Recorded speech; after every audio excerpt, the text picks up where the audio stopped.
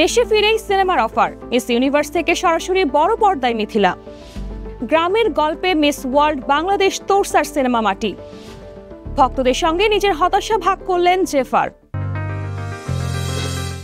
দর্শক, বিনোদন ভিত্তিক সংবাদ বুলেটিন কালের বিনোদনের আজকের আয়োজনে আপনাকে স্বাগত।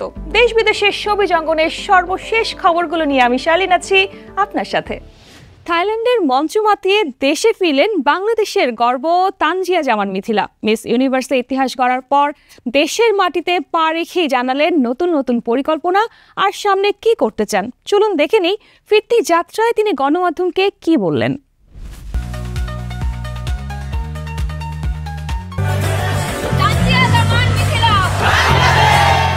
19 দিনের আলো ঝলমলে যাত্রা শেষে দেশে ফিরলেন মিস ইউনিভার্স বাংলাদেশ তানজিয়া জামান মিথিলা। মঙ্গলবার বিকেলে ঢাকায় ফিরেই সাংবাদিকদের শুভেচ্ছা জানালেন তিনি। সবাইকে অনেক অনেক ধন্যবাদ জানাতে চাই। আপনাদেরকে ছাড়া আসলে এখানে দাঁড়ায় থাকতে পারতাম না এবং বাংলাদেশের জন্য সম্মান নিয়ে আসতে পারতাম না। সো আপনাদের সবাইকে আমার অন্তরের ভিতর থেকে অনেক অনেক ধন্যবাদ এবং সবকিছুর জন্য অনেক অনেক ধন্যবাদ।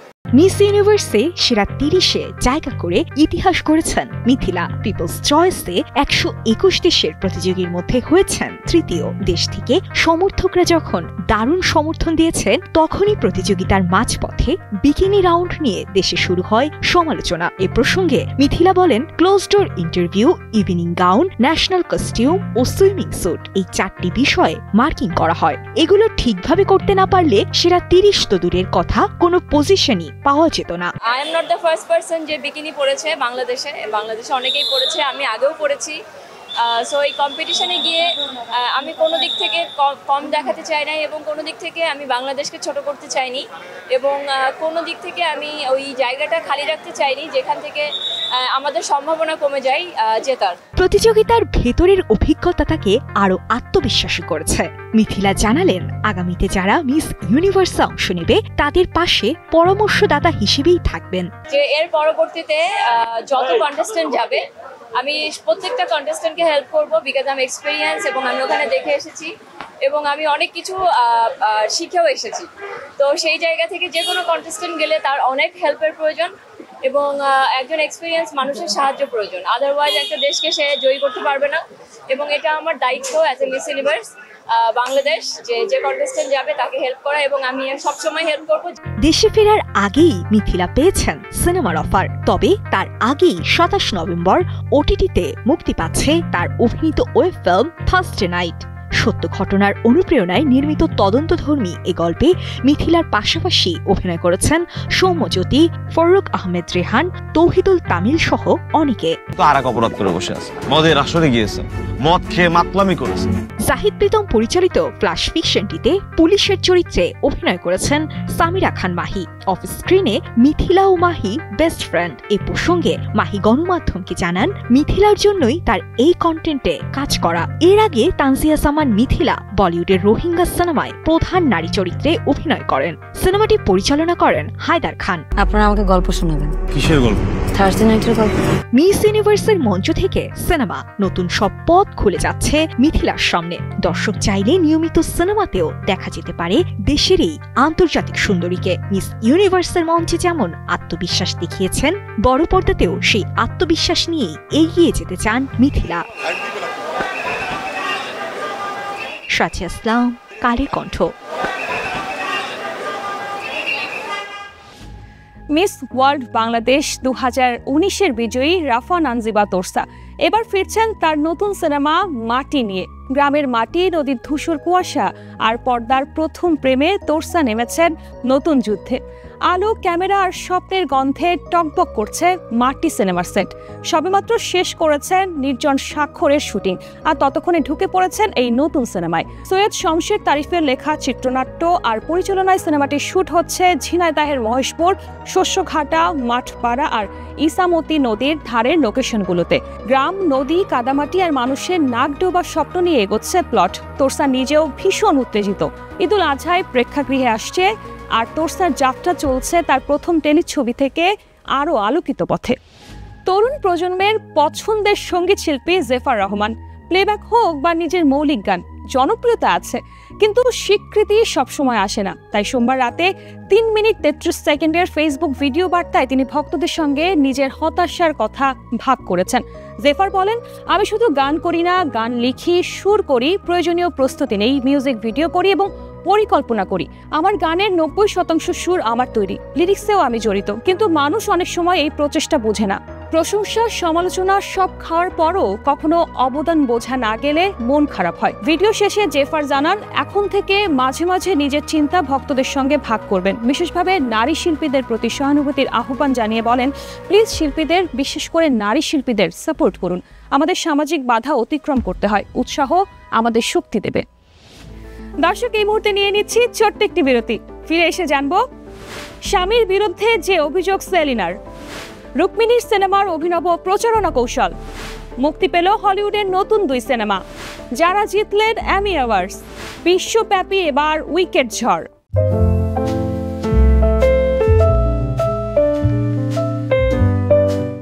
বিরতির পর আবারও স্বাগত কালের বিনোদনে। শোবিজ দুনিয়ার আরো খবর নিয়ে সাথে আছে আমি শার্লিন। বলিউডের গ্ল্যামার দুনিয়ায় ফের চমক। সাবেক মিস ইন্ডিয়া ও অভিনেত্রী সেলিনা জেটলি তার স্বামী পিটার হাগের বিরুদ্ধে এনেছেন বিস্ফোরক অভিযোগ, আর তাতেই উত্তাল নেট দুনিয়া। ইতোমধ্যে শুরু হয়েছে আইনি লড়াই। কি ঘটেছিল সেলিনার সাথে, কেনই বা এই অভিযোগ, জানবো মিষ্টি খাতুনের প্রতিবেদনে। ফ্যাশন দুনিয়া থেকে বলিউড, 2 জগতেই জনপ্রিয় মুখ সেলিনা জেটলি। 2001 সালে মিস ইন্ডিয়া, এরপর নো এন্ট্রি ও গোলমাল রিটার্নস এর মতো হিট সিনেমায় অভিনয়। সব মিলিয়ে একসময় বলিউডে ছিল তার রাজত্ব।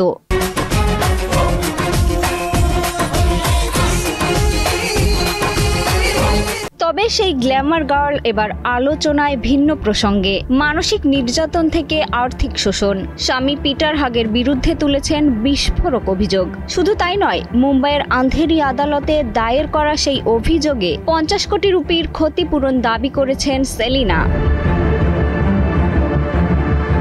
অভিনেত্রীর অভিযোগ, অস্ট্রিয়ান নাগরিক পিটার তাকে মানসিক ও আর্থিকভাবে ক্ষতিগ্রস্ত করেছেন। যদিও এখন পর্যন্ত পিটারের পক্ষ থেকে পাওয়া যায়নি কোনো মন্তব্য। স্বামীর বিরুদ্ধে করা সেলিনার মামলাটি এখন বিচারাধীন। সবার নজর এই মামলার পরবর্তী পদক্ষেপে। সেলিনা সোশ্যাল মিডিয়ায় খুব বেশি কিছু না বললেও দৃঢ়ভাবে এগিয়ে যাচ্ছেন আইনি পথে। গ্ল্যামার আর ক্যামেরার আড়ালে তারকাদের ব্যক্তিজীবন কখনো কখনো হয়ে ওঠে যুদ্ধক্ষেত্র। সেলিনা জেটলির জীবন যেন তারই উদাহরণ। 2011 সালে পিটার হাগকে বিয়ে করেন সেলিনা। 2012 সালে প্রথম যমজ সন্তান আর 2017 সালে দ্বিতীয় যমজ সন্তানের জন্ম দেন তিনি। কিন্তু আনন্দের মাঝেই শোকের ছায়া। দ্বিতীয় যমজ সন্তানের মধ্যে একজন মারা যায়। এ ঘটনা সেলিনার জীবনে নিয়ে আসে মানসিক আঘাত।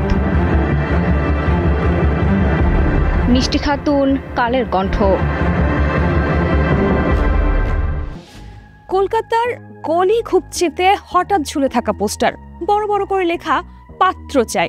ছবিতে রুক্মিণী মৈত্র। পোস্টার দেখেই পথচারীদের চোখ বড়। শুরু হয়েছে শহর জুড়ে গুঞ্জন, রুক্মিণী কি বিয়ের পিড়িতে নাকি প্রচারণা?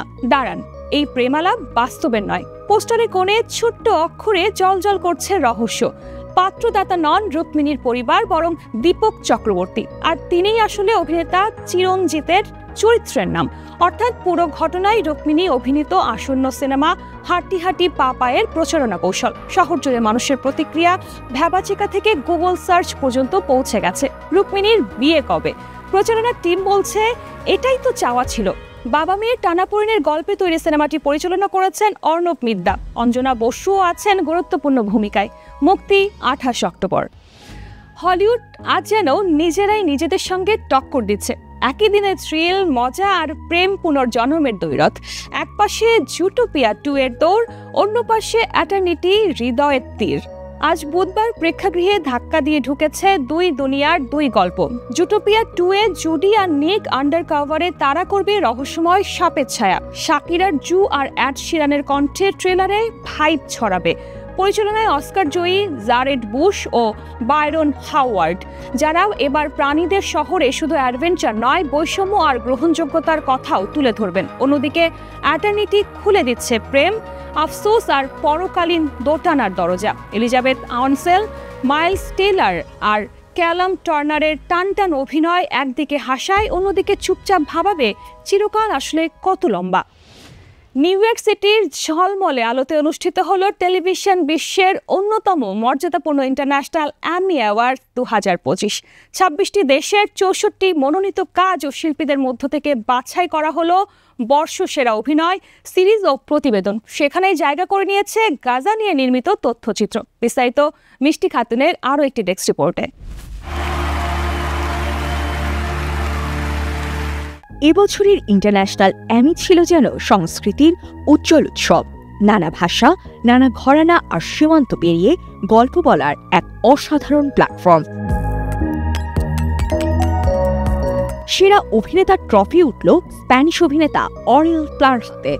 তার সিরিজ আই অ্যাডিক্টে তীব্র আবেগ, দ্বন্দ্ব আর মানসিক টানাপোড়েনের অভিনয় মন কেড়েছে বিচারকদের।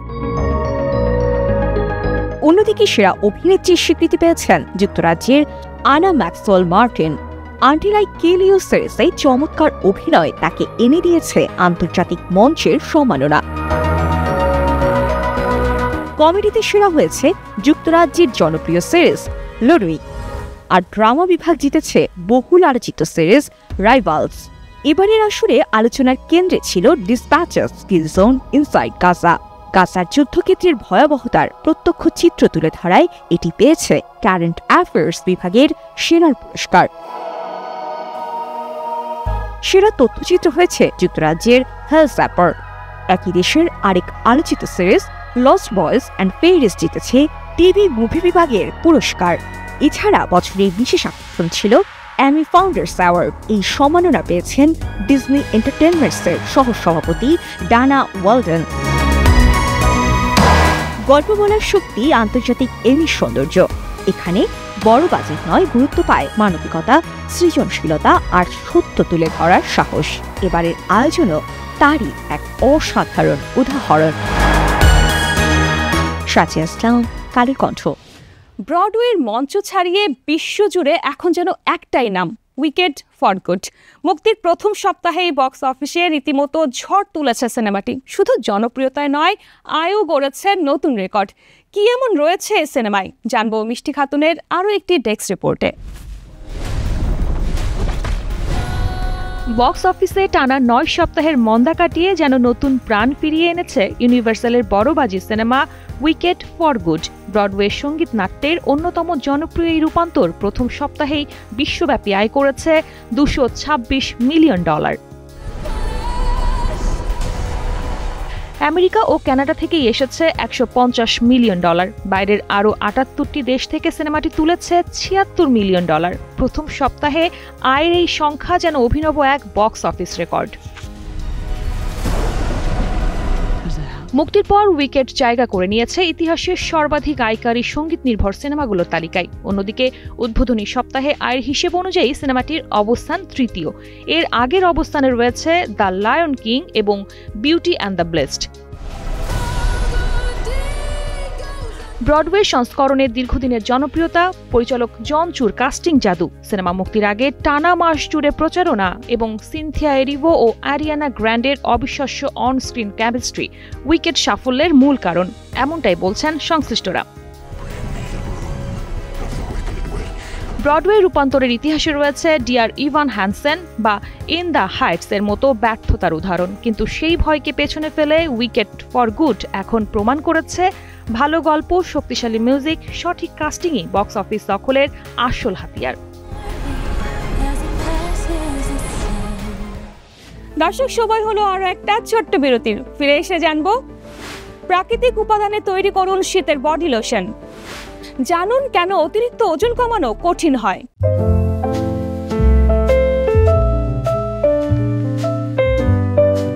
বিরতির পর আবারও স্বাগত কালের বিনোদনে। শোবিজ দুনিয়ার আরো খবর নিয়ে সাথে আছি আমি শার্লিন।